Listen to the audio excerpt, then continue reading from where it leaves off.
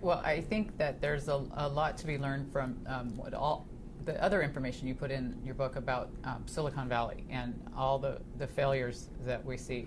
Now, did I read it correctly that you think failure is a good thing? That Yes. And the FailCon and all that was to promote what we learned from that, and why would FailCon end? And if you could touch on that a little bit, I'd like to.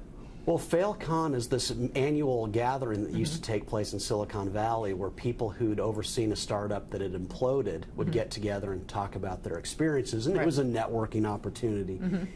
But failure is so constant in Silicon Valley, just about every startup ever created there didn't survive, that they stopped doing it just because everyone in Silicon Valley has at least one failure on their resume, and it's not a bad thing. Too many people. It's a source of its health, because the only way you can get economic progress is through failure. Through a poorly run business, you first of all see what not to do wrong in the future, but also it's when businesses fail that precious assets, and that could be human beings, that could be office space, that could be computers, routers, you name it, are released to other businesses so that they can go on their path, hopefully, to success. And so the failure is part of economic growth. It's where we don't allow failure that there's stagnation and slow growth. You need to have that constant experimentation that leads to success.